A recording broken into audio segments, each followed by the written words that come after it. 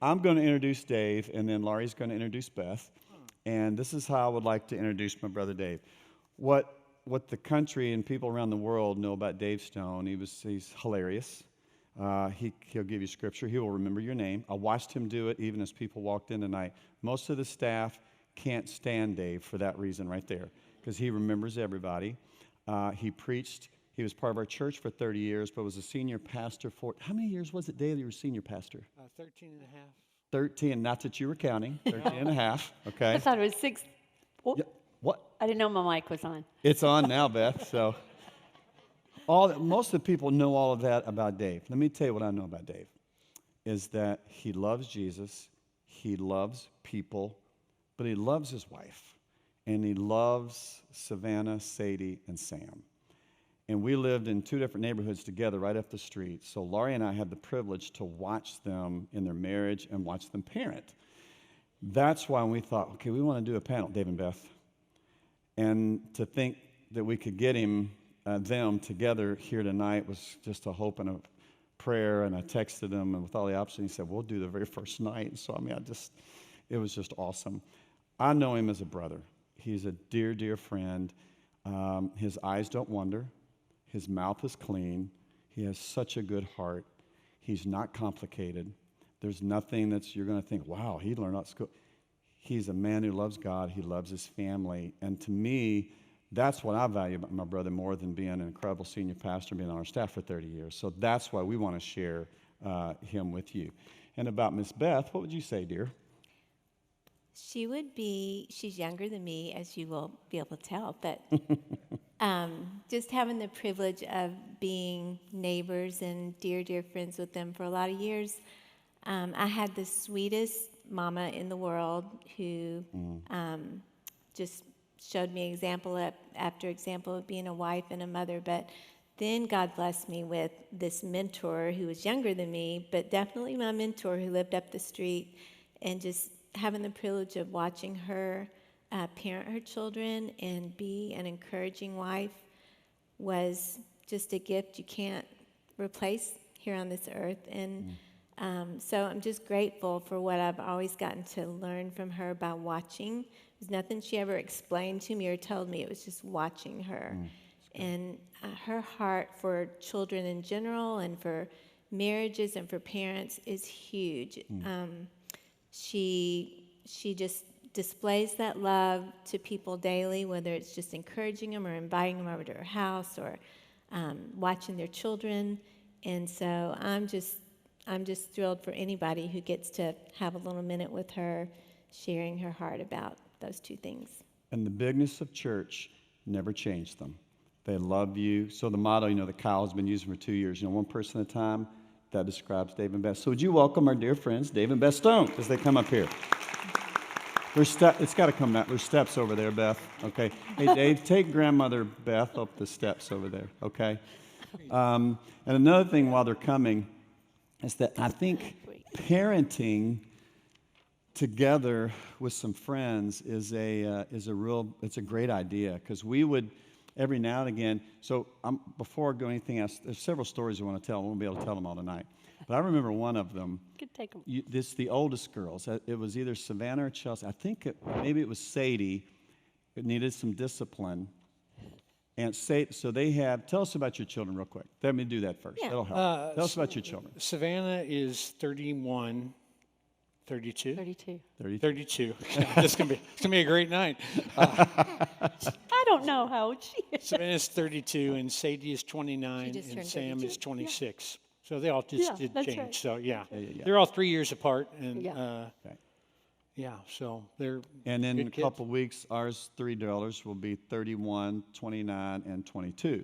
And the oldest 2 are in each other's weddings. So we know how they do marriage and parenting. So So one of the things, the middle girls, there's Sadie and our Macy. I think you needed to discipline Sadie for some reason. And didn't you call Laurie and say, would you have Macy call to invite her to come down so that you Yes. could say no? So that we could say no, because that was the greatest privilege we could take away from her, was that she couldn't Go play down with the Macy. So it worked. It worked. So anyway, so one of the things right off the bat, if you can find some friends who you know that you will have some kind of similar parenting style, but someone from whom you will learn. That's what Laurie and I did. We chose them because we knew we'd learn from Dave and Beth. So, and we love them. Okay, here's a couple things for tonight.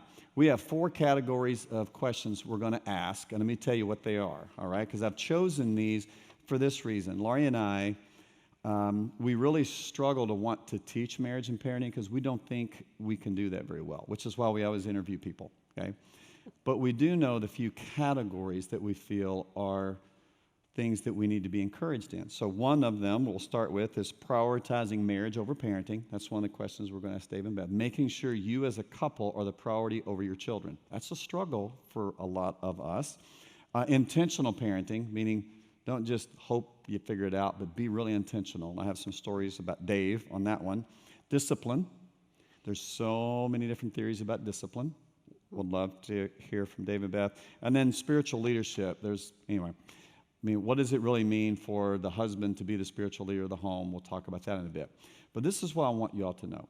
We don't want to answer questions that you're not asking. And we want to make sure that the questions you have, we have an opportunity to hear and to reply to tonight. So while they're going through a conversation, if there's a question that you're just dying to ask, but you're going to be a little timid to raise your hand, please know 5 other people in the room hope you ask that question because they want it too. So just do that. And when you do, if I don't see you, somebody say, hey, we got a question back here. We'll get a mic to you. But I think we may be able to hear you. You could just stand up and ask the question. We want to do it kind of a free-flowing, all right? You follow? So don't be afraid to ask the question. Okay, awesome. So let me start with you two. We have experienced, especially as pastors, people come in and life's a mess, and their children, especially when they get to middle school and high school, which is really challenging, as we experienced. And it's almost like our kids dictate our lives. Rather than the marriage being a priority, the parenting was priority, and we kind of get to each other every now and again. That wasn't the case with you two. And one of the things Laurie has said about, or was one of the questions I know she wants to ask you, when Dave was really, really busy, how did you make sure you all were going to have marriage as your priority, and you were so patient with him when he was really, really busy, most of the time? Yeah, so to verbalize that, just the way I was saying it, she was a friend who I never, ever, ever, ever heard a negative word about her husband, not even in a sarcastic way. And so that is huge. And then, yeah, so if you'll talk about like early on how you all established that marriage being a priority. I mean, I know, but I want them to hear from you. Well, go ahead and start because that question was... Well, I wouldn't say never. You just probably didn't hear me at times, but but I tried to be positive. I would say we had people early on in our lives that encouraged us, different couples that were years ahead of us, that encouraged us to make it a priority. And I had great parents, but I didn't have that modeled for me, so I knew I wanted to do that differently. And so I just would listen to those other couples that said, make sure you take time for each other, make sure you get away together without your kids, and just make that a priority. And so I think it was through other people encouraging us to do that. Would you say? Yeah, and I agree with everything you said. We had some people that really encouraged us when our kids were small to leave them with someone and to get away. And I think you got to be very cautious about who you do that with, if it's a trusted couple or a trusted person, if you don't have relatives or family that can do that. But Bob Russell used to say you need to get out of the area code, every quarter and make certain that even if it's just for one night to go to Indianapolis or go to Cincinnati or go to Nashville for one night, if that's all you could afford. We didn't have anything we didn't have anything for the first 12 years of marriage. And so, we would do little special things, but we made that a priority. We were blessed to have people in our lives who pointed us to that way, and we heard some really early people, some people who taught us early on that the marriage is more important than the kids, and that my love for her I remember a guy named Chuck Lee on our staff. Chuck said this. He said, the best way to be a great father is to be a great husband. And that always stuck with me. And what he was trying to communicate was, if I love her as Christ loves the church, and if I work on our marriage, then that's one of the healthiest things for our kids. And there's a lot of things that have been written and talked about from experts that say that the greatest thing for your kids to see is that security between a husband and a wife. And I know we have some single parents in here, but I know that if you have that opportunity to work at that, then it will pay great dividends in years to come. So go ahead, babe. Well, so you, from as early as I can remember, you all had a date night. That's what I was going to ask. Was it every week? I can't, or it was regular. It was regular. I'd say it was, regular. yeah, It was not, oh, every Friday is date night, but we would try to fit it in between the church activities. We seemed to always have something going on where we had things outside of being home, where the kids were left at home, but we had activities. And so we would then try to make sure we found some night where it would just be us, not an activity at church, but. And we wanted to communicate to the kids how important that was. So I know this would have been more applicable for last night, but it does tie in. And that was that some of my favorite stories are when we'd be getting ready for a date night. And in our second house, we had 2 bathrooms in it. And so I'd be getting ready in one bathroom, and Beth be getting ready in the other one. And the girls would go back and forth, and they'd say, where are you taking Mom? Oh, it's a nice place. It's a really nice place. She'd run over to the other bathroom. He's taking you to a nice place. He's taking you to a nice place. Okay. Okay, come back. Oh, what's it like? Oh, the food is unbelievable. I got some surprises up my sleeve. It's going to be incredible. She'd go back over, And we'd go back and forth 3 or 4 times until finally, usually it was Sadie. Sadie would look up and say, can I go with you all? And I would always say the same thing, and it'll sound kind of harsh to you. But I would bend down, and I'd take her little face, and I'd say, I have a date with the most beautiful woman in all the world, and you are not invited. And that might sound harsh, but when a babysitter would put them to sleep, she'd fall asleep thinking, my mom loves my dad, and my dad loves my mom.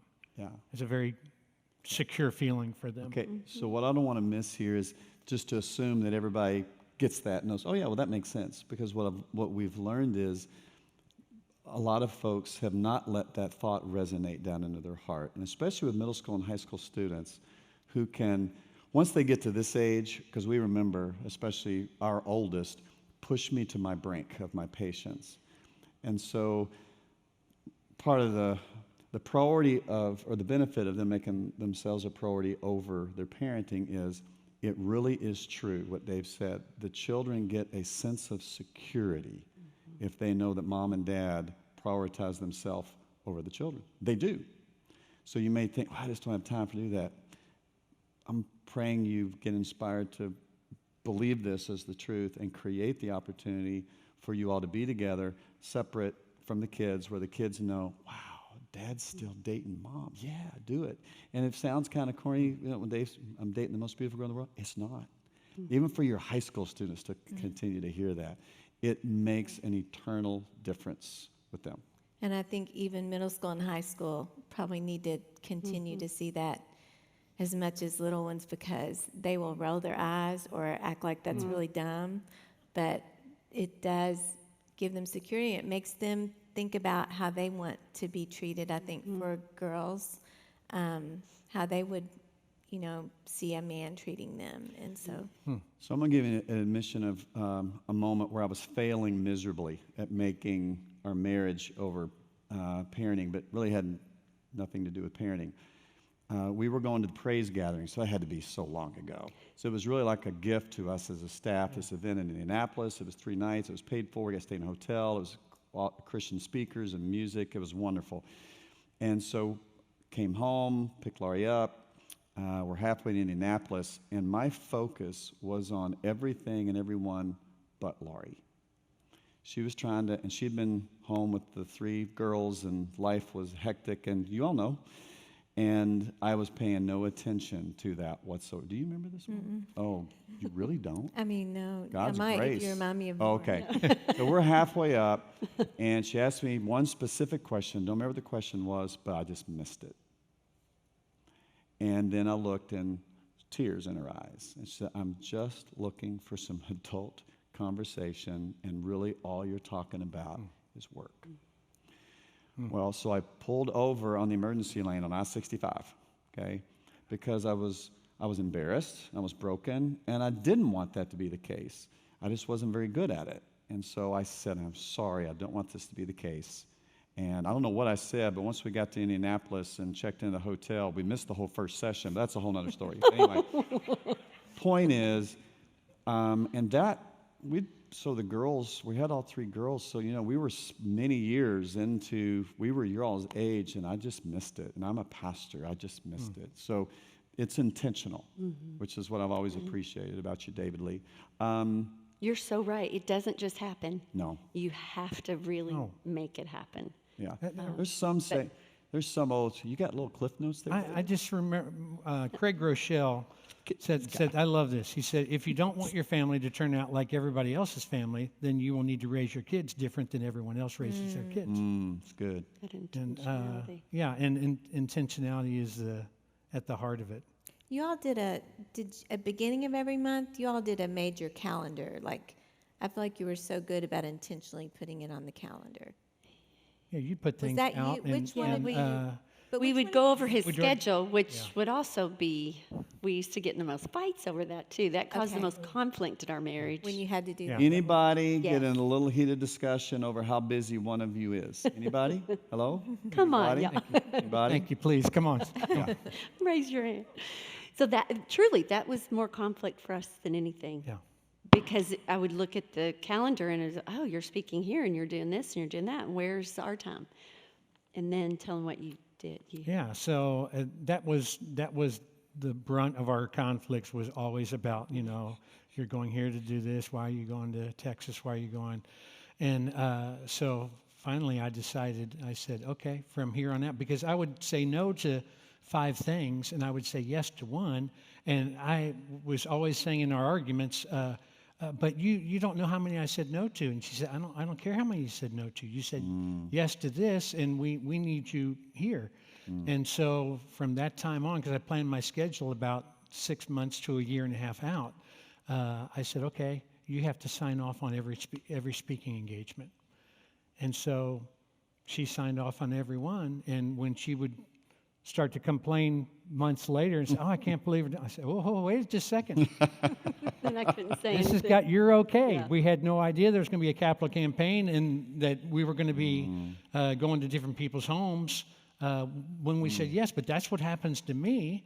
And so she got in on it, and we really didn't have Yeah, arguments it was about much that. better after that. Yeah. So this is a random question I just thought of. So when you'd have date nights or where you're away from the kids and it's just being you, was there, you're always so intentional, but was there ever an intentional planned conversation, or did you just let you be you, just be the couple? Do you remember that?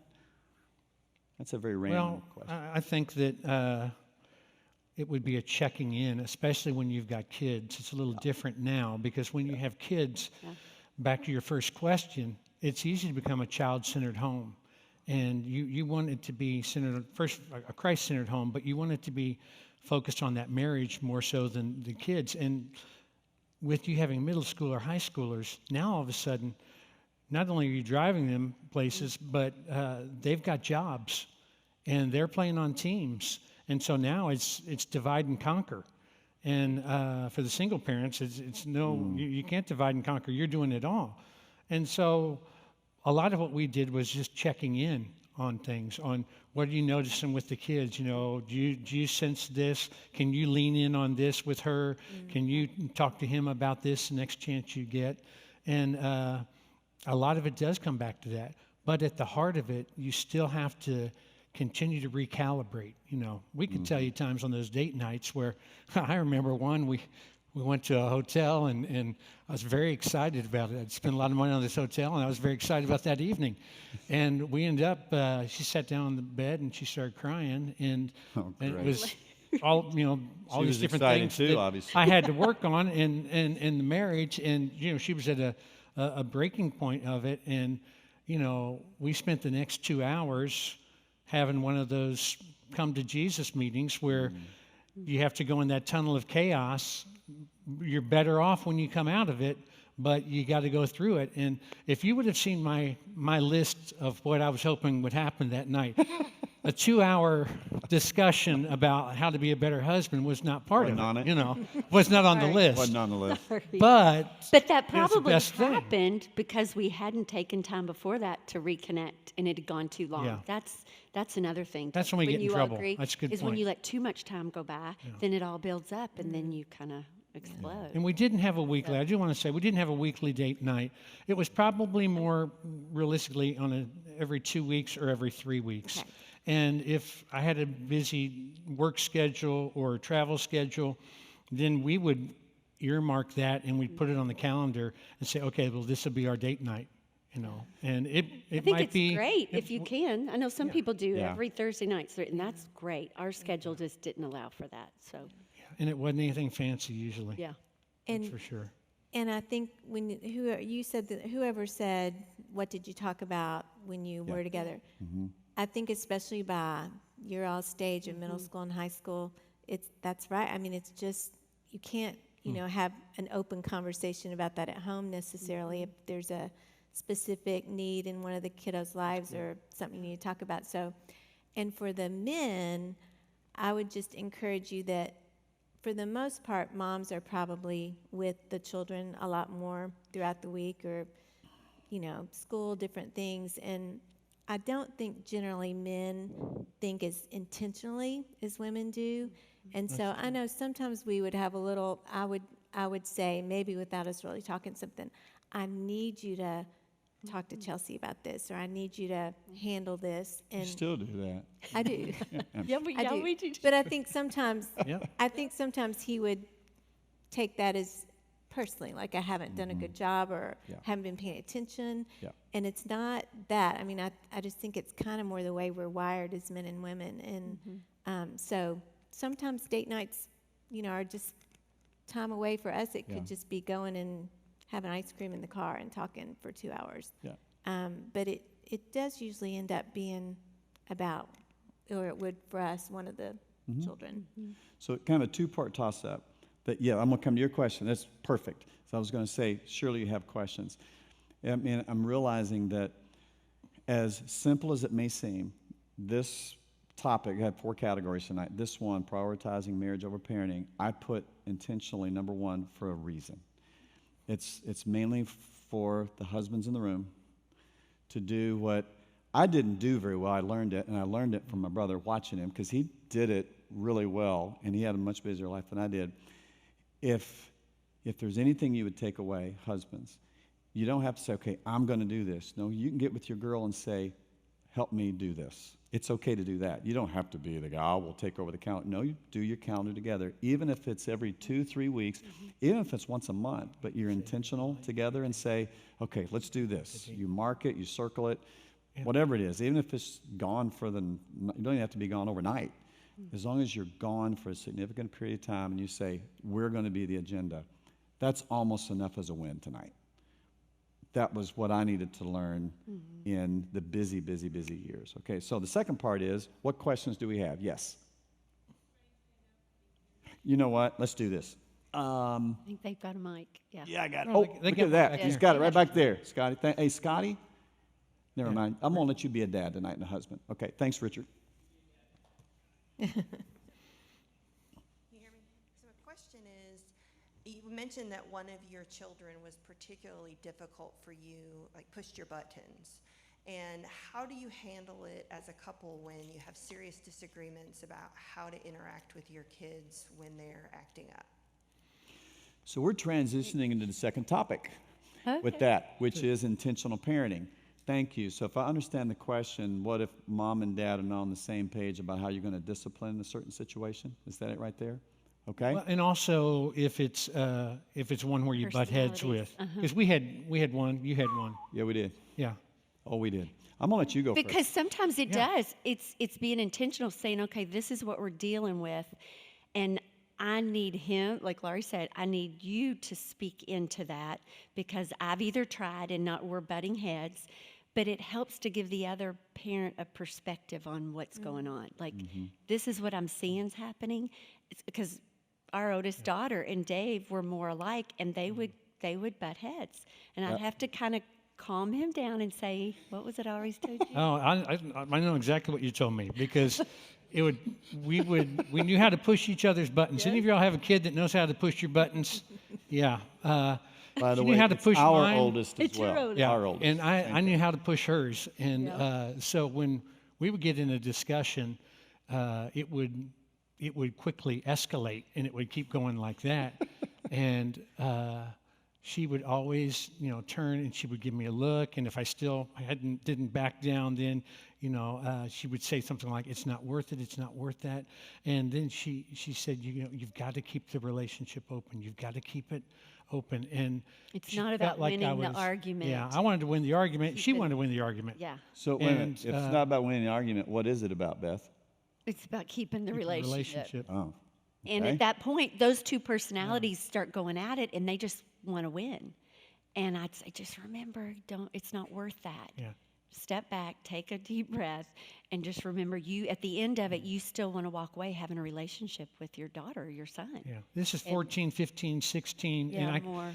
I can't tell you how many times, I'd leave her alone. We'd go our separate ways. Usually it was when she was getting ready to go to bed, and then after 20 minutes or 30 minutes, I'd come up. Yeah. So while you're gathering, we have the famous moment we talk about with our Chelsea, who's our oldest, and we're the same, and so it was easy to butt heads. I don't think she was driving yet. I think she was 15. She was being disrespectful to Mom. They're staying in the kitchen. She didn't know I was watching, and I walk up to her, and she saw me and gave me the look like, "And what are you going to do about it?" She didn't say it, but her look did. You know what I'm saying? Yeah. Oh, yeah. Of the many things that I could tolerate, disrespecting her mother was not going to be one. And so the next 30 seconds, I don't remember because I blacked out. Because here's Chelsea, she's facing her mother, and I was this close to Chelsea's cheek, and I was giving Chelsea something to think on. I was really giving her a little lecture, but I was a little heated. It wasn't loud, but I was really close to her face, and I heard this voice in the background saying, "Honey, you need to step away from Chelsea. Honey, you need to step away from Chelsea." Because she pushed my button. Step away, go upstairs, and I went through the same experience of, why did I do that? But anyway. Yeah, I just would go up, and I would usually in the darkness say something like, "I know you don't like me very much right now, and I know you're mad at me, but I want to pray for you." And I'd apologize for getting too worked up, and 9 times out of 10 we would work it out right there. But that's not always the case. But you want her to go to sleep. We say never go to bed mad at each other, and there've been, we did stay up for 3 weeks one time. But you want to protect that relationship, and you don't want her falling asleep. Even if she's mad at you or he's mad at you, you still want them to know, hey, we'll work this out. I know you're mad at me, but I love you deeply, and I care for you. So now to the question of, so what if you differ on how you're going to handle Savannah's situation, and what do we have to differ? The only thing I'm going to get the ball rolling with is, then you have to get together, the two of you, and you got to talk that thing out. Because at the end of the day, our children have to know that we are one. Yes. Because, Scripture, man leave his father and mother, be united to his wife, and the two will become as one. And our children need to see us as one. I think it's even okay sometimes to say, Mom and I might have a different opinion on this, but this is what we're united on. They have to know we're one. And I think we learned that from, by the way, so part of my answer too is, and many times Laurie would say, "Honey, you can't let the girls pit us against one another." I was that guy. I want them to like me. So you don't have to raise your hands, but how many of us want our kids to like us? And so what happens is we don't we don't want to stand up to them when they stand up to them. They're our kids. We don't have to stand up to them, you know. We're mom, dad. But I was the one who wanted to be liked, and therefore I could cave in every now and again, and if the daughters figure that out, then what do? They didn't get the answer they wanted from mom, they come to dad. So I remember Laurie saying, you know we can't do this. Like, I know that, but why did I do that? It was because I was the kid. So I did some growing up as we were raising our kids, teaching them to grow up. So did you ever differ I think with that- how you were going to do things with the kids? Yes, but we tried to do what you say, just to get aside and talk about it and say, what do we think is the best? If they can sniff out weakness, you know. Your teen doesn't need you to be their friend; they need you to be their parent. And it's easy to say in this room. It's a little tougher when you're in the heat of the battle, but they don't need you to be a friend to them.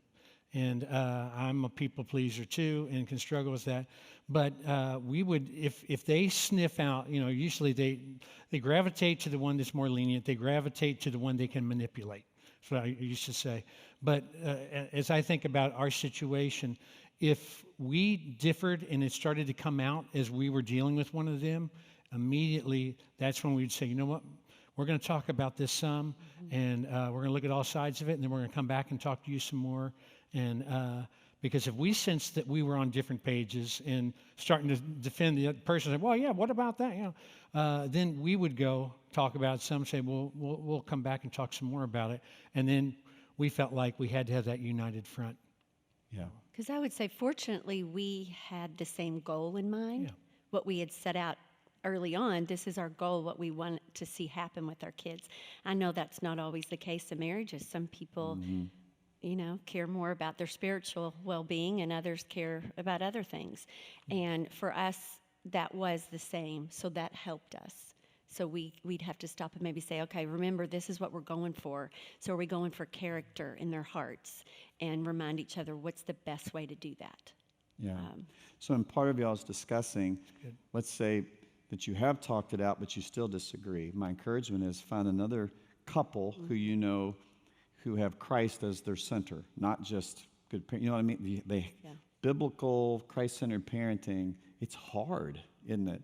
But it becomes easier if we do it together with somebody and ask their opinion too. Be humble enough to ask somebody's help. And then as you are talking, I just trust that the Holy Spirit will help some light bulbs start going off, and together you realize, okay, then let's just do this. But here's what's really going to be essential. Once you come to some kind of agreement, even if though you disagree, your children need to know it's your all's decision. It's not, yeah, you know what, well, I would let you do this, but mom didn't want to, but we're just going to do it mom's way. Don't do that to mom. And moms, don't make dad the bad guy. So talking it out, I trust the Holy Spirit in you will help you come to that place. I'm going to pursue the intentional parenting for a second, but remember, if you have the question, Somebody. Was there another? Oh, you're the mic man. Yeah, I'm going to introduce you to in a second, Richard, but not yet. Okay, thank you. Intentional parenting.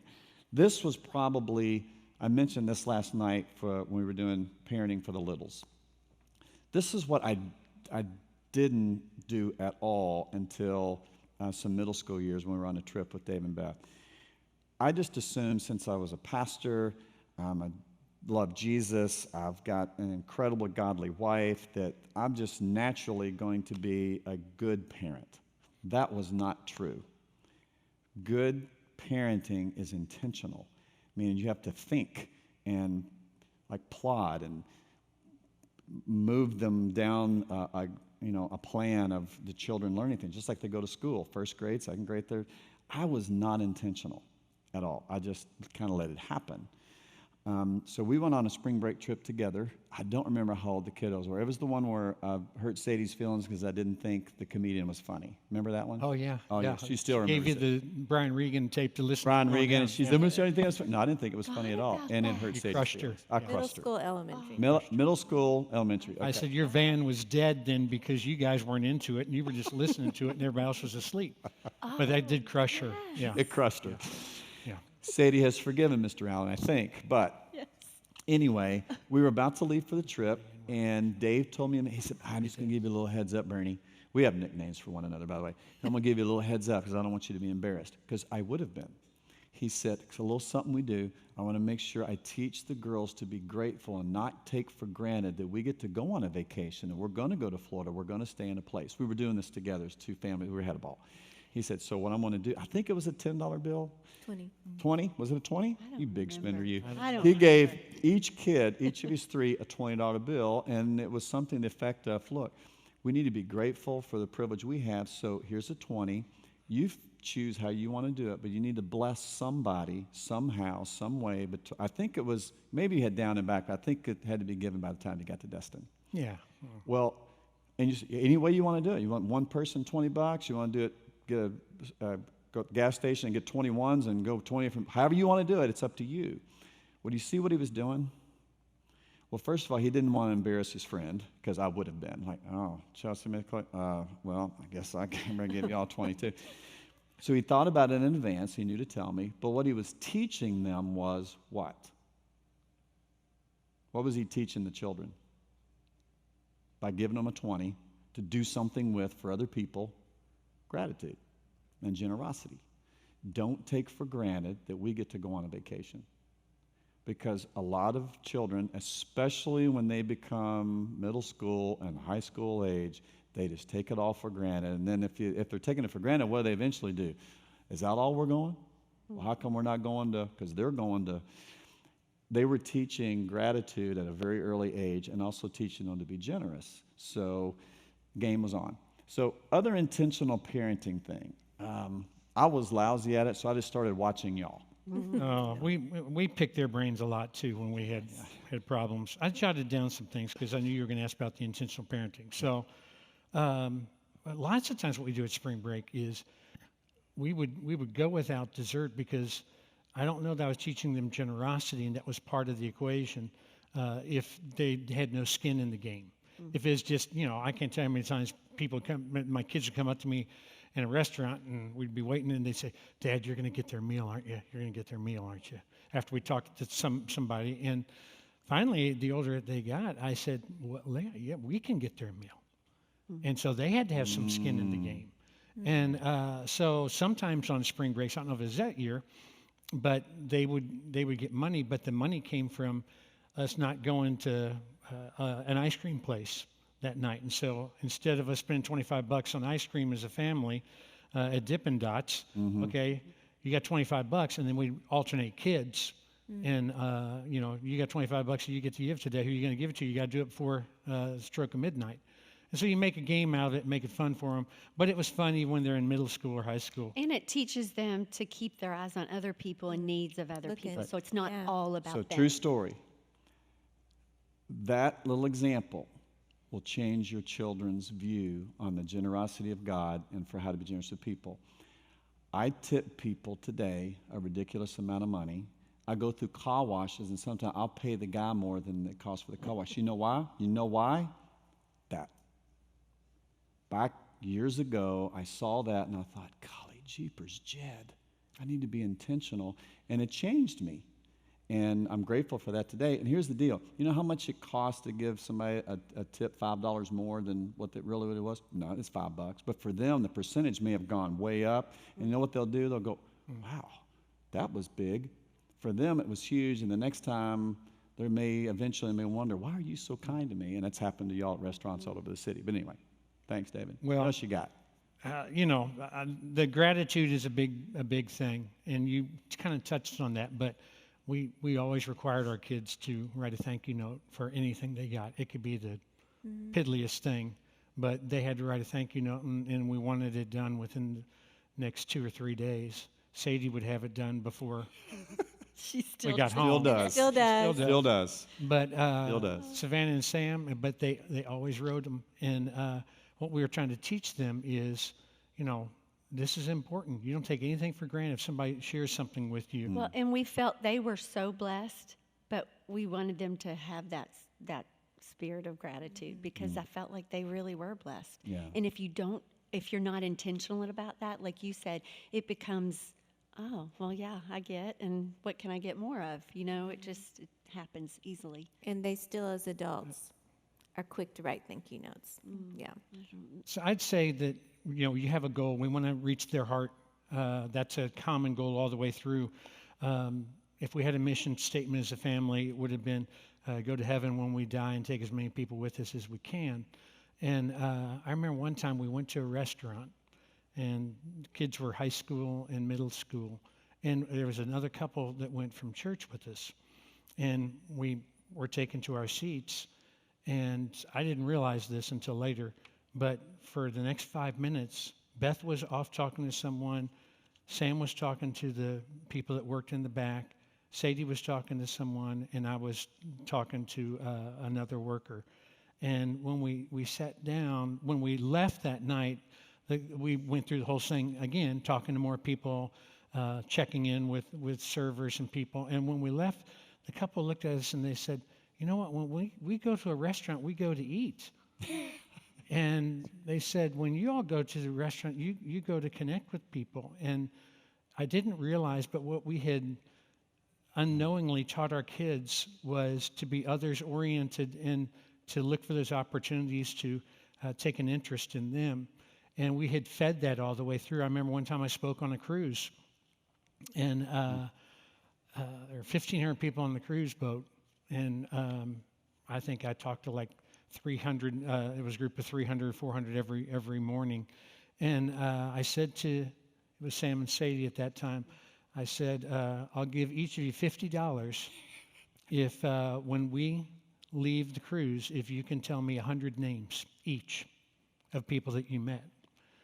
And so they Sam acted like he wasn't interested in it. And Sadie, of course, was interested in $50. And we got in the car, and I had him write them out. Sadie, 130. Sam, 115, 117, something like that. And the great thing about Sam's was 35 of them were not part of the Christian part of the cruise. They were workers. And he was in ninth grade at the time. And what they were learning and what they still are in the habit of is they're going to take an interest in people. And so the values that you hold up will be the ones that your kids pursue. Tim Tebow, when he was in 8th or 9th grade, he came home one time and he said to his mom, Mom, I scored 4 touchdowns. I scored 4 touchdowns. And she quoted, I wrote this down, Proverbs 27:2 to him and said, let someone else praise you and not your own mouth. And she said, you got to memorize that verse this week. And he said for the rest of that year, he had to memorize a verse on humility. And he still taught him not to bring praise to himself. But his parents from that day forward said, we'll give you $1 for every time that someone compliments your character. And you might say, well, that's nothing. Well, I used to pay Savannah for rebounds in basketball because she wouldn't go in and get a rebound. She was the tallest kid, and she wouldn't go get a rebound. There's a recurring theme, Dave, with all your spiritual intentional leadership with children. You're paying them to do all of that. Hey, you do what you know what? I'll do whatever I have to get the end result that I want. So, I understand. And each kid's wired differently, so you find what it is that you find that bent that they have. Tell them about each kid, how you would look for different things in order to. You were intentional about, okay, I'm going to reinforce this with this one. I'm going to reinforce that. You're calling things out of them. Yeah. I just remember Sadie, when she was young, she has such a love for God's word. And so at a young age, she just always has. And I can remember when she was little just saying to her, I see something in you. And if God chooses to gift you that way, I could see you doing something with that. I could see you being a Bible teacher someday, and would laugh and tell her, Beth Moore's not going to be around forever. Somebody's going to take her place. And so just seeing the things in them and encouraging that, I think, in them. It's good. It's a sweet little transition also to how we discipline our children, but I'm not going to slide there unless somebody wants to ask a question in this category. When we get to discipline, I have a feeling there's going to be some questions and some interest. Okay, I'm going to go back to one thing to touch on in intentionality is maybe you wouldn't think of it in this category, but how many things would your children be involved in as far as activities? Good point. I was just thinking that because we all say, oh, we want to be intentional, but the thing that catches us in that and keeps us from doing it is being so busy. So busy. And our schedules. Well, I want to do that, but I don't have time right now. And I need to sit down and talk to him about this, but I can't. We're too busy. What did we do? And I know the more kids you have, if everybody only does one thing, that still adds up. That's a lot Busy? of activity. Are we busy, y'all? Gosh, By busy? so busy. So we tried to get them in high school to kind of choose what route they wanted to go sports-wise. And because we didn't want every single season, even though a couple of them were really good athletes, we didn't want every single season it just being constant going places. And so they kind of figured out what their lane was, and they chose that, and we encouraged them in that. But,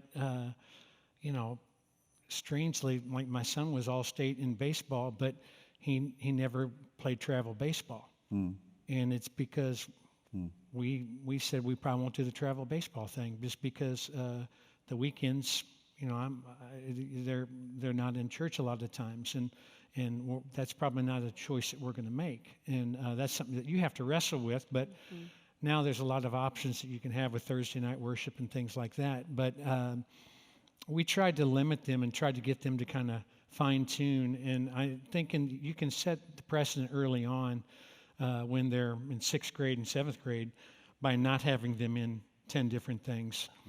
The violin lessons, the vocal lessons, this golf coach, and try to say, hey, let's land on this, and let's land on this, and I think you set yourself up in the future that way. And it kind of goes back to, it's not all about them. It's a family unit, and we all do things. So it can't be all about you and all the, many things that you're involved in. I think. Harvard did a study. They followed 600 kids through life, and it was a 30-year study. And what they found was the common thread of the most successful kids: National Honor Society, those who were in student leadership, those who excelled in sports, went through all these random categories. And the common thread was that they ate dinner together 4 to 5 nights a week with their family. And if you look at the study done of American presidents, you'll see in this century, in the previous century and this century, the same thing. The common thread was we ate together as a family. And so you try to protect those times, and when your kids start working in middle school and high school, it gets tougher. But in those times, like I can remember in Sam's older years, we had breakfast three mornings a week, just in order to get that time in. And You have to be creative at coming up with other times if it can't be dinner. But the whole, especially middle school and high school, I think it's about that connection that you have and keeping that relationship strong. So what I appreciate about the practical of, then you may have switched this to 3 breakfasts, because here's what we hear, because I know we had it too. We experienced it. Life was just as busy for us when our children were that age as yours are now, is that you will say, there's so many things, though, that they want to be involved in, and society is so busy, the expectations are so busy, this is what things are dictating. Well, if you listen to what we're saying, we're allowing life out there to dictate our family rather than our family dictating how life should be. that's good. So that's a principle, not easier said than done, right? But that's why we're doing this. We're trying to encourage us. Let's let our families be the priority over life out there. And part of the little funny inside stuff, there's Mayberry stuff. I sometimes will say to some men who will ask about parenting or marriage and stuff, and when I reference Dave, I will say, well, he's a good example, and he's a Mayberry guy, meaning Mayberry and Otis and all the characters, that was his favorite show growing up, wasn't it? Yeah. Favorite show. Okay. Andy Griffith. It's an old school show. I'm just going to be really bold and say, man, there's no school like old school, y'all. And old school simply means it's where life is a little slower, especially than it is now, and family is the center. Not life, but center. And that's why we love Dave and Beth. And I said to somebody coming in, I can't remember who it was, I love it because we got Mayberry with us tonight. And I mean it as the deepest compliment. So, anyway, you were getting ready to say. Yeah, I can't remember. Well, I was just going to say, there was a lot going on in their life, but I never looked at their house and their life and thought, wow, they are a busy family. And they did. I mean, besides activities, I think it's the bravery as a parent to say no to wanting to go to somebody's house every afternoon or spend the night with somebody every weekend. And just, again, that's just evaluating the choices you're going to make as a family, and you're probably not going to be the most popular mom or dad when you say no to those things. But I think a good, if you're trying to kind of go backwards, because there are times I think when we allowed ourselves to say yes to too many things, and just to sit down as a family and include them and talk about how you want family to look or how you're choosing for your all's family to look. And sometimes you even have to apologize and say, I'm sorry, we let too many things get on our plates, but let's decide what we want to choose from here on out. I want to bring up another random one because it fits, but a bit. It's being intentional about who we want our children to spend time with, who their friends are. You don't just let them choose their friends. We need to be involved in that as well. Kind of picking up back what Jean mentioned last night when we were doing parenting with the littles. Jean Shum, she and Walt have been part of our church for a long time, and she leads a group called Operation Parent. Great ministry resource, tell you about in a bit. But one of the points was, it was younger children, but it's still middle and high school. They'll often ask, hey, I want to stay over at somebody's house tonight. Well, this was one of the things I learned from Laurie, and she knew this one on her own, but y'all were in lockstep, is that I just assumed that if Chelsea, Macy, say they wanted to stay at somebody's house, I'd assume, well, they must be a good kid too, because my kid's a good kid. So I bet there's good kids, so I bet their parents are good. Okay. Well, that's pretty dumb.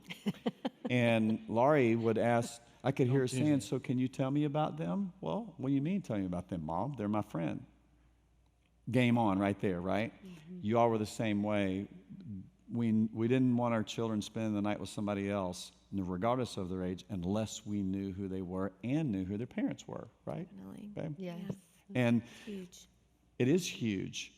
And so it took us a long time before we let them spend the night with the Stones, but eventually we did.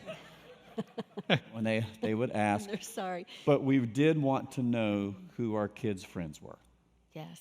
Yes. And to that, I know you'll go through seasons where we were so fortunate with our girls that they had such a great group of girlfriends. But I feel like that didn't just happen. We were intentional about it, but we prayed and prayed about who their friends would be. Like starting out early, because we knew then the high school years that was so important. And Greg said that we were neighbors, and I can remember when we bought our lot in the neighborhood, Greg and Laurie weren't there yet, and we weren't going to be building for a little bit, but we began to pray for our neighbors that would be around us, not having a clue that God would bless us with the most incredible neighbors. Young girls that our girls could grow up with, and like-minded parents, we felt comfortable with them being around them. And that was the greatest gift. One of the greatest gifts that he gave us with our girls was their girls to be friends with. But I will say it was an answer to prayer. God heard our prayers and answered that.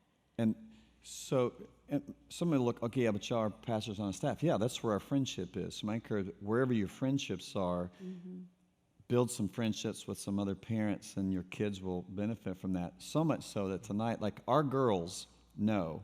So now they're all out of town. Yeah. Oh, Macy lives here in town. They all know we're doing this tonight, and they texted me. Macy even called. You're videoing this, right? Because they want to watch Mom and Dad with Mr. and Mrs. Stone tonight. Isn't that sweet? That's what our It's Savannah sweet. I'm just said. letting you know it's Savannah sweet. said the same. Are y'all taping it? I'm like, I hope Yeah, they not. want to hear because they still like the parent. They love it that the parents are friends. So it'll be a gift to your parents too if you do the parenting together with another couple or two that really have biblical and practical parenting stuff going on together. Discipline stuff with middle school, high school. The only thing I remember, I'm throwing it out there, is because the whole cell phone thing, that had begun the craze when our kids were that age. And so that was the obvious one. Yeah, high school. Flip phones. Just to, You imagine kids today, a flip phone. With nothing but they but can just make a phone tell call. them we're going to address that another week because we didn't live through what you all are living through. Thank you. So on your way out tonight, I'll remind you at the end, on the way out tonight, on the two tables out the door and on the Connection Center, it gives you the next three Wednesday nights, not tomorrow night, but a week from tomorrow. It's the 3 dates are on here. Why am I trying to say all that to you? The next Wednesday night, Richard, where are you, R-Dub? So Richard Weiss, come here, bro, just real fast. So the student pastor of Crestwood campus is this incredible, godly young man named Richard Weiss. Everybody give it up for Richard Weiss. And Richard has 3 littles. He has twin girls that are how old? 2.5 months, and a 3-year-old Sam going on 30. Yes. So Richard is going to be with us next week on Wednesday night, and he's going to talk about phones, computers, technology that moms and dads need to know about what their students already know and are doing, and it's incredibly helpful. So a couple of weeks ago, I said, Richard, what would you talk about if we did this? And I became mesmerized. Like, what is that? So a lot of times we just don't know, but we need to know.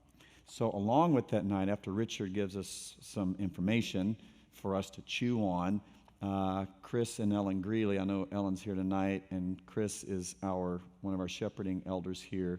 They have 2 high school students, so they're going to engage us in this conversation, how they deal with it with their students. So technology night is next week. We're not the technology. Like, you don't have a flip phone anymore, do you? You got a smartphone? Okay. So, R-Dub, thank you. Thank you, R-Dub. So our expert will be with us next week. By the way, and on that, the following week, Laurie and I are going to interview Randy and Sherry Fields and Brian and Nancy Jane Bean Blossom. Brian's one of our shepherding elders as well. Randy and Sherry, they're just longtime friends. We're all the same age, and we're going to look back that if we could have had to do it over, what would we have done? Because we're all the same age now. We have grandchildren, and we look back, and we're blessed with the kids. But I can tell you what mine's going to be. I would have been so much more intentional. But it's going to be a fun night. And then the last night, Dave and Penny Hudson, if you don't know who they are, I think they're about 10 years older than we are.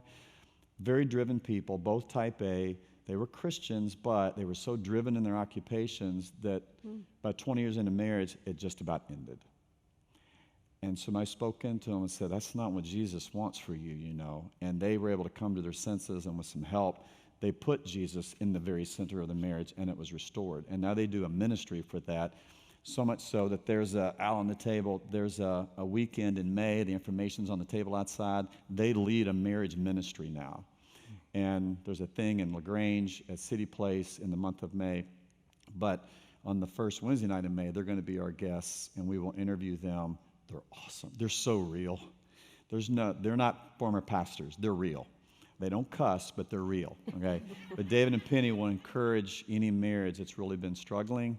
They'll encourage it. There's all about marriage that night, not parenting. Okay, now back to, where were we? Where were we? Discipline. We're disciplining our children. Okay. We're disciplining with flip phones, not iPhones. Yes, yes. Our discipline was usually, first of all, I want to say that you have to be, as a parent, you have to be clear cut on what the expectations are. You can't expect a child to be obedient to you if you've not clearly laid out what the expectations are. And the fact that you're probably here, you have you have a desire to be Christ honoring and to look to God's word on where it is that you'll get your marching instructions. And so that's what we tried to do. We tried to clearly lay out what the expectations were to our kids. And then if they got outside of it, one of the greatest things that helped us early on was learning about the stages of parenting. This might be a review for some of you, but it was really helpful for us. Really good. And we heard it when our kids were really little. And the 4 stages of parenting are discipline, training, coaching, and friendship. And the first 5 years are really the discipline piece. You're establishing your right to rule. You're establishing that you are the parent and they are the child, okay? And Would you like an example? Would you of like that an one? example? you have a that I- strong-willed, Oh, you have a strong-willed child. Can I tell it? yes, you can So tell. Sam was probably a year. He might have not have been a year. No, Was Or he? two, maybe? Was he Right. 2? Maybe. He was So we had just moved, I think we had just moved in Forest Springs. he was and we 2. decided to come to Crestwood 3, because yeah. there was the hometown pizza. So we came one night, and Sam was little. We were sitting I around don't the know table. the story. I'm You excited. will. You Oh, I'm scarred by it. So, Sam's little, and he was getting something on the table that he wasn't supposed to. So Mama said, "Is that it?" And I said, "Sam, no, Sam, we don't do that." Well, he got it again. Sam, we don't do that. Well, he reached for the third time, and it was the last time, because the smack that went on that hand, I'm scarred by it, y'all. I'm kidding. It was not a Child Protective Services issue. But because sweet little Beth, I thought the disciplinarian let him have it. was there. And then she took him. She could tell that little Sambo was not still going to follow suit. So Sam and Mama left for about 3 minutes, went to the restroom, and I don't know what happened. But Had a little talk. it was discipline. Sam was not going to rule the roost. And if you could see Sam today, incredible. I think we only spanked that kid 2 times in his entire life, and it Like probably that goes first back I to bet. No, no, it goes back to the early on, The the early discipline on years. stuff that you That's did. right. Okay, discipline's the first stage. The second stage is training, and that's where you are teaching them. You are, I see so many parents that expect their kid to act a certain way, but the mom or dad never pours into the kid, and they never take the time to teach them and to train them and say, here's why we don't run in the restaurant, okay? Because that older man right there, if you came around that corner, boy, you could knock him down and maybe he'd break his hip. So you're trying to teach them respect for others, respect for property. You're trying to establish all those things and teach those things. So now they understand what the expectations are. And then by the way, 0 to 5, maybe 6 to 11 would be that second stage. And the third stage is a coaching stage. And that's what you all are in right now. And so you are allowing them to do things on their own, but you still can call time out and you can call them over and say, hey, man, the way you handled that with your friend, I mean, I think your friend might walk away and feel like, you don't really care about them. Or did you notice when we went into that restaurant that it looked like you were trying to get there before that other person did, and then you didn't even hold the door for them? How could we do that better? She was great at, good, better, best, and always giving examples of that. And that went on even in the middle school years. You don't do it in a goofy way, but in a hokey way, but you're still trying to establish those things. But you're coaching, you're allowing them to fail at times, and then you use those as teaching opportunities. And then it goes to friendship, 18 or 19 and beyond. And what I always remember about those 4 stages, if you skip one stage or you don't cover it well, you're going to have to go back at some point and do it. Yeah. There's a lot of people when it comes to the discipline that they give their middle schoolers incredible freedom. Think about a pyramid, okay? Like a pyramid goes like this. And in these middle school years, they give them great freedom. And then what do they have to do? They start pulling it back and pulling it back. Oh, this isn't working. And now they tighten the reins. What's the biblical principle? Be faithful in the small things, I will put you in charge of many things. That's good. So rather than a pyramid, it should be an ice cream cone, okay? Ice cream cone, at the bottom of that cone starts with very tight boundaries. And as they prove themselves faithful at 13, at 14, and you give them more and more responsibility, and you let them do more and more. I can remember Kyle Eidelman saying he didn't have a curfew his junior and senior year of high school. Why was that? It's because he had proven himself faithful. My parents didn't do that with me. I had a curfew still, but they gave him more freedom and responsibility. They gave him more chances to fail than my parents gave me, and I think that's a big part of the discipline piece. You want to add anything on that? Oh, I think I was going to say about giving them more freedom. I heard a school teacher say once that in the first several weeks of school every year, she was hard. And as she got softer, it went on. And then she became a friend, which is where you're heading to next. as opposed to if she started out trying to be everybody's friend, she would never gain control of the class. And before Thanksgiving, they were running the class. She started out with the discipline, and she eased it up, and she won them over. Did you get to that fourth phase yet? Friendship. Oh, the and friend, that's- yeah, the friendship, That Friendship you'll, take- the adult, and which is that's- what we're living which now. is where It's a now. fun, yeah. it's a fun stage, and hang in there, gang. We'll get there. I know you're like, I remember going to one of our kids' classes, those parent nights, and they just kept saying, "Oh, she is the sweetest. Oh, she smiles constantly. Oh," and every room we went to, and I said to her one of the hours, I said, "Hey, do you think they got the wrong kid's name on there?" But you do get to that friendship stage, and it's incredibly sweet. And another, So two things I would say as an observer to the truth that he's stating in such good biblical principles is that I watched them take time.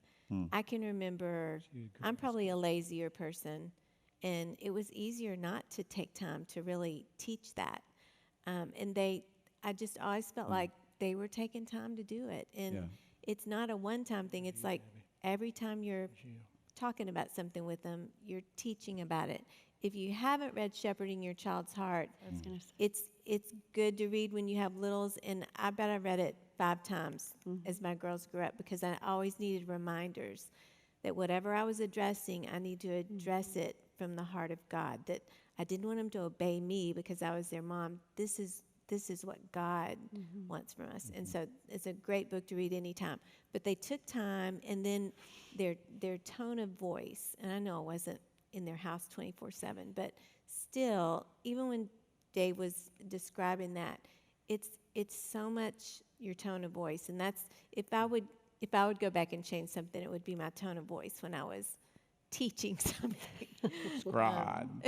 It's the family joke, but mom was faithful and she was consistent, but tone might have been, you're never loud, Yeah. just very serious is what mom's serious. Well, it's your tone. Yeah. They know if it's a loving tone or if it's a very frustrated tone. Yeah. I want to say an encouraging word to the dads and the granddads right now. Some of you are feeling overwhelmed and guilty and shamed because you feel like, compared to Dave, that you're a loser. Okay? Oh my gosh. If I were to ask for a raise of hands, there would be more than Dave would want to.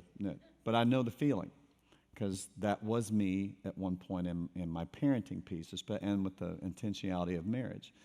My encouragement is, it's like Dave said, don't give up. Okay, you came tonight.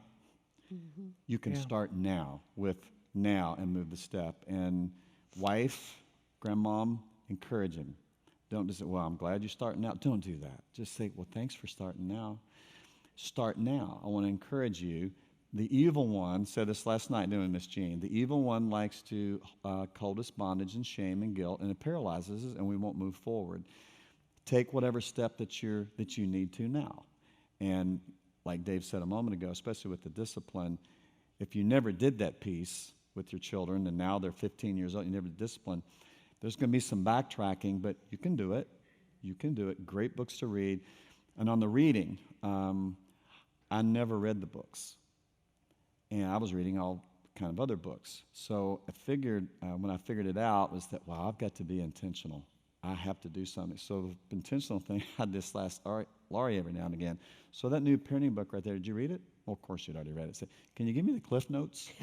Just give me the high points. What do I need to know? And she would. She wouldn't make me feel guilty that I hadn't read it. She would give me what I needed to know from the book. And that's really how I learned. So at least so I would say I'm still average. Dave, Beth, Laurie, me, if you feel like you're here, Satan wants to keep you there. Don't let him. Just take the next step and keep moving forward. Just want to encourage you. You're here. Okay. I just we get so much. We made so many mistakes. So I feel very uncomfortable with that because I feel like it puts us on a pedestal that we don't really belong on. So I appreciate the kind words, but you could talk to each of our kids, and they could probably tell you some stories of plenty of times where we blew it. Go ahead with your question. Yeah. Rob, what you got, Rob? Shepherding Your Child's Heart. It's By the by way- Ted Tripp. Yes, and so for the Yeah, grandparents in the room, it's a great gift. By the way, I didn't think about this till right now. With week 3, where we have the bean blossoms in the fields, we're all the same age, and so our kids are all grown, and so we're empty nested, but we're grandparents. We're going to do a lot of grandparenting conversation, but since we have grandparents here, I want to make one encouragement. Like, I don't have a clue what I'm doing. So what I'm doing is watching this girl. Is that, and I want to learn from what I didn't do well maybe as a young dad or as a young husband, and I want to be a better granddad and so what I've learned is, so Macy's one lives here in town, and they got the 2, and I just want to see them like every second, but they don't necessarily want me there every second. So I would just send that little text, hey, how's the day going? How's Emmy? And Macy figured out, yes, she's awake. You can come by, Dad. So, but if she says she's doing great and there's no invitation, that's a very sweet way for Macy to say, I'm not inviting you now. But anyway, I need to learn how to be a grandparent because we're only 21 months in, but we have 21 months and under. So I need to figure it out. And I haven't read a book yet, so if you know one, let me know what it is. Let me know too. Yeah. How many grandchildren do you have? We have Yeah, 5. 5. 5, and their ages? 9, 7, 7. 5, almost 2, and 5 months. This is an unfair question because I've given them no warning. Is there something that stands out that is either harder or easier about grandparenting than there was about parenting? Does anything stand out? Well, people always say you enjoy grandparenting better because you have them and then you can give them back, and you're not raising them. Yeah. But then there's another side of it that you see the things they're dealing with in their life, and you just want to, you want to fix it, and you want to be there, and you want to rescue them. I think even in a greater way than I did maybe with my own. Because I think part of it is we see the world, Yes. we see society going like this, and it's so much tougher, I think, for you all than it was for us. And so we have no idea the things and challenges that you all are facing that weren't as common back in our era. So, And yeah. in their parenting, I think our girls are precious parents, but as a couple, there's sometimes I'll say to Greg, I was like, I can't believe he's not or she's not. And I don't know if you or somebody else said to me just really recently, well, I think you did. You said, well, when I was 30, do you think I thought about that? And so I think it's just, this is true in parenting your own children as well, just taking that step back and breath and thinking, well, but how did I think when I was 17 years old? Or how would I have responded? And the same with your grown children, whether it's with or without, as parents or just grown children who are married, that, we can't expect them to think like we did because we've been around there and done it. We know what mistakes we made. And back to the we're grandparenting, but we're also still parenting in a different way. You have to know your role as parents of adult children. Right. When to speak, when not to speak, when to encourage them, when to just. So sometimes that can be hard. Just to not speak, maybe send a great book you read, or just even a scripture if they're struggling with something, or just sometimes not verbally saying things, but just sending an encouragement, which would be another gift. Can I Yes. say? Oh, go ahead, Yes. Andy. Coaching stage, yes.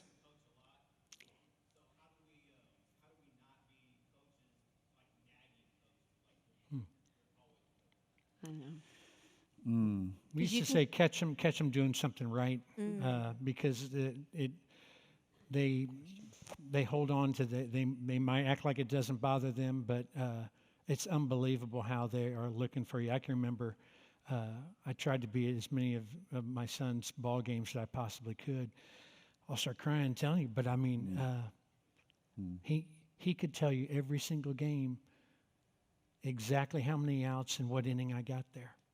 And, it just, he would see when my car, he played center field or he pitched, and it didn't matter what was going on. He would know it when I was there, and they look for those things. And John is it John Eldridge, the author, says every middle schooler wants to know from their mom and dad, "I believe in you."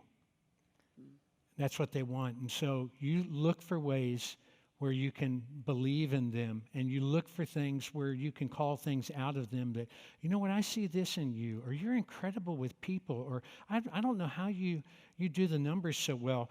Sometime when I'm working on my checkbook, I want you just to come along. So I want to show you some of those things, and find what their gifting is and try to come alongside of that. As far as the nagging piece, I think just pure honesty of saying to them, hey, do you ever feel like I come across too strong? And ask for permission on those things. And they'll tell you if you come across as nagging. But it doesn't hurt to ask them. And then if so, then you tone it back a little bit. I think personalities are big on that, because my personality can see what they're doing wrong easier than they can see what they're doing right. So I had to really be cautious of that. And like he said, catch them in a moment when they're doing things right. Don't feel like it's your job to point everything out that they're doing wrong. And I think we can all think back to a coach that we had.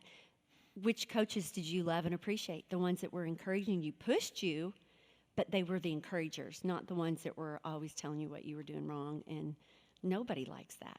And we wanted to make it fun. I mean, that was probably, she would always say, that's a principle that we tried to hold up, especially in those middle school and high school years. And they're going to roll their eyes on a lot of different things, but they're also going to bring their friends in. And so you can laugh about it, but I'm telling you, for middle school and high school, you know what our kids' parties were for their birthdays? It was hide and seek at Blankenbaker on the top floor. And they could bring 5 friends with them. And if the 5 friends, if any of them didn't obey the rules, they didn't get invited back the next birthday. And I could tell you some names of kids that it drove them crazy. And I said, no, you didn't follow. I laid that out for you.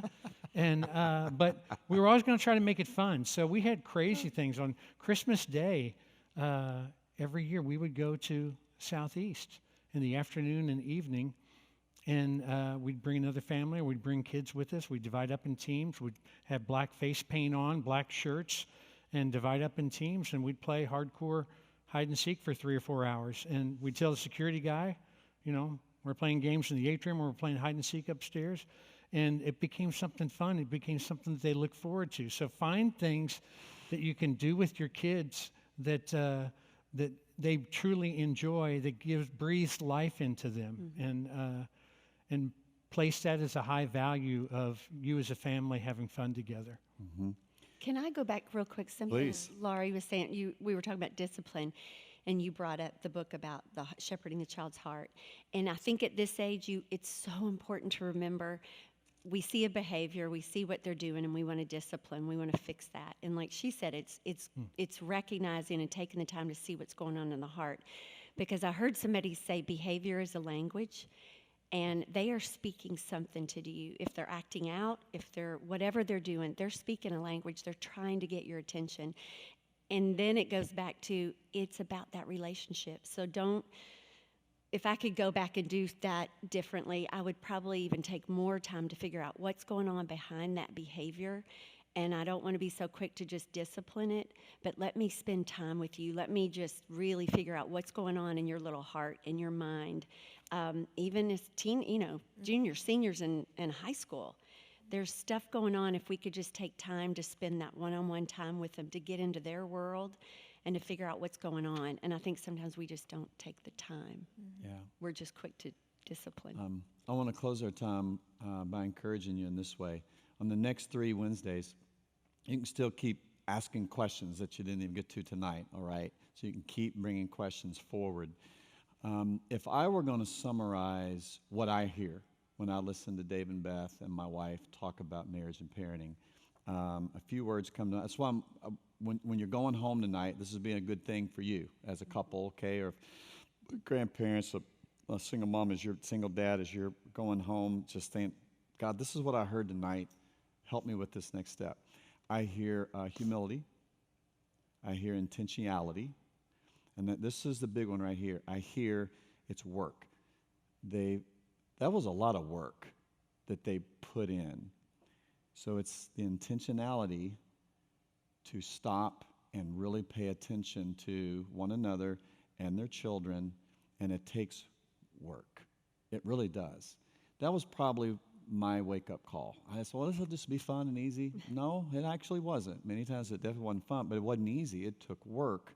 So reading, listening, learning, whatever step you're on, just pray to God, help me to get to the next step, wherever you are on the journey with your marriage and parenting. But it is work. It's effort. But every single ounce of it is worth it. And today, we're blessed, and we know we're blessed. We know it. We do not take it for granted. Many children have been raised to know the Lord, and for whatever reason, at some point, they've walked away from Him, and life is not good, and there's a prodigal child. We understand that. We're very blessed. We do not ever, though, assume that it wasn't because they knew that we loved Christ first. They knew we loved them, but they saw it in the security of this relationship. And there was work and investment in their lives, in the children's lives. And today, I mean, they love their mom and dad, and they love the parents that helped raise them. Like our girls love Dave and Beth, and we know their kids love us. I mean, we get phone calls and texts and messages from them. I was texting Macy last night Oh, you at were? 10 o'clock. Anything? Just the goofiest text we went Was back it? and forth. Anything I need to know? Jimmy, no, it was Okay, Bernie. Okay. going through some Jimmy stuff. I so. got you some Jimmy. Macy probably, honestly, would have packed her bags and moved into their home. Yeah. Yes. So, Anyway, it pays off someday is what I'm telling y'all. Yes, Okay? hang in there. Yes. Yeah, hang in there. Hold on to the nagging. Be consistent. Be together, mom and dad. Prioritize you over them, but even prioritizing over your marriages. So husbands, fix your eyes on Jesus, the author and perfecter of your faith, and keep your eyes fixed on your girl. And wives, encourage your guy. Love him and encourage him. If he's not quite there yet, don't nag him. It won't work. Encourage him. Be realistic with where he is and just keep encouraging him and say, hon, can we use us as the conversation starter, okay? Whatever, just do it in an encouraging way, and then do this together. The benefits are just huge, okay? If you would tonight, this is not mandatory, but it's going to help us for the next 3 Wednesdays, especially for the next one. There's these little cards out there on the table. It's your name, email, and cell number, and there's 2 on there. So if you came as a couple, we do want both. Updating our records, because y'all are changing numbers and emails all the time. But especially if you're coming, like next week, would you just put yes? What we're going to meet in the other end of the building. We're going to send you this information, but it's 190 seat. Next week when you come in, we're going to the other end of the building. It's a classroom. We wanted to be there tonight, but since we announced it on Easter, we didn't know with guests being here, like we didn't want a whole bunch of guests coming in and us be crowded in a room. So that's why we met in here tonight. But we're going to move this to a classroom next Wednesday night. We just want to make sure we know which one. So if there's more coming than we thought, we may have to change rooms. That's all it is. So if you fill it out, put in the basket out there, put both your names, put yes if you're coming. If you're not coming, don't be embarrassed to say no, you're not coming. You're not going to hurt our feelings, okay? So questions you can keep bringing the next few weeks. Richard, our student pastor, is here if you want to ask him anything on the way out. Middle school parents, if you don't know, middle school meets at noon on Sunday. It can't be Sunday mornings. It's noon on Sundays, okay? And it's in the 514. And high school students meet on Wednesday nights at 7 o'clock in the 514. And it's Jesus in community with one another. It's just a beautiful thing. I want to encourage you about that. I'm going to ask Dave if he'd pray for all of us as we finish tonight. Okay, y'all? Let's pray. Father in heaven, we're all in this process, and we're all trying to grow.